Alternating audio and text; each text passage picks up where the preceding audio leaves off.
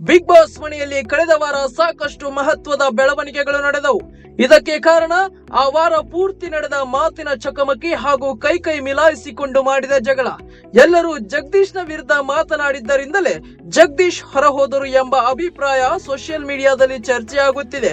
ಇದೇ ವಿಚಾರವನ್ನ ಸುದೀಪ್ ಕೂಡ ಮಾತನಾಡಿದ್ದಾರೆ. ಇದಕ್ಕೆ ಚೈತ್ರಾ ಕುಂದಾಪುರ್ ಖಂಡನೆ ವ್ಯಕ್ತಪಡಿಸಿದ್ದಾರೆ. ಸುದೀಪ್ ತಮ್ಮ ಪಂಚಾಯಿತಿಯಲ್ಲಿ ಜಗದೀಶ್ ಪರವಾಗಿ ಮಾತನಾಡಿದರು. ಜಗದೀಶ್ ಹೇಳಿದ್ದು ಸರಿಯಲ್ಲ ಎಂದು ಹೇಳಿದ ಸುದೀಪ್ ಎಲ್ಲರೂ ಅವರನ್ನು ತಡೆಯಬಹುದಿತ್ತು ಎನ್ನುವ ಅಭಿಪ್ರಾಯವನ್ನ ಹೊರಹಾಕಿದ್ದರು.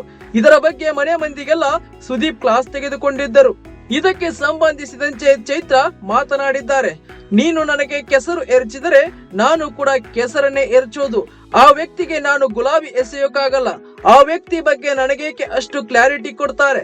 ಸುದೀಪ್ ಸ್ಪರ್ಧಿಗಳಿಗೆ ಬೈದರು ಅನ್ನೋದನ್ನ ಮಾತ್ರ ಮಧ್ಯದಲ್ಲಿ ಸೇರಿಸಿದ ಲೈನ್ ಅನ್ನ ಜನರು ನೆನಪಿಟ್ಟುಕೊಳ್ಳಲ್ಲ.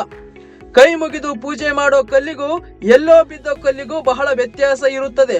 ರೋಡ್ ನಲ್ಲಿರೋ ಕಲ್ಲಿಗೆ ಉಗಿದೆ ಎಂದ ಮಾತ್ರಕ್ಕೆ ನಾನು ತಪ್ಪಿತಸ್ಥೆ ಆಗಲ್ಲ. ನನ್ನ ಮಾತನ್ನ ಕಂಪ್ಲೀಟ್ ಮಾಡೋಕೆ ಬಿಡಬೇಕು. ಇಡೀ ಮನೆಯನ್ನ ವಿಲನ್ ಮಾಡಿದ್ದಾರೆ. ಜಗದೀಶ್ ವಿಚಾರದಲ್ಲಿ ನೀವು ಮಾಡಿದ್ದು ತಪ್ಪು, ಇದು ಸರಿ ಅಲ್ಲ ಎಂದಿದ್ದಾರೆ. ಎಲ್ಲರೂ ಸೇರಿ ಜಗದೀಶ್ ಅವರನ್ನ ಕೆರಳಿಸಿದರು ಎಂಬುದು ನಿಜ. ಜಗದೀಶ್ ಕೆಟ್ಟ ಶಬ್ದಗಳನ್ನ ಉದ್ದೇಶಪೂರ್ವಕವಾಗಿ ಪ್ರಯೋಗಿಸಿದರು ಅನ್ನೋದು ನಿಜವೇ ಎಂದು ಚೈತ್ರ ಸುದೀಪ್ ವಿರುದ್ಧ ಅಸಮಾಧಾನ ವ್ಯಕ್ತಪಡಿಸಿದ್ದಾರೆ.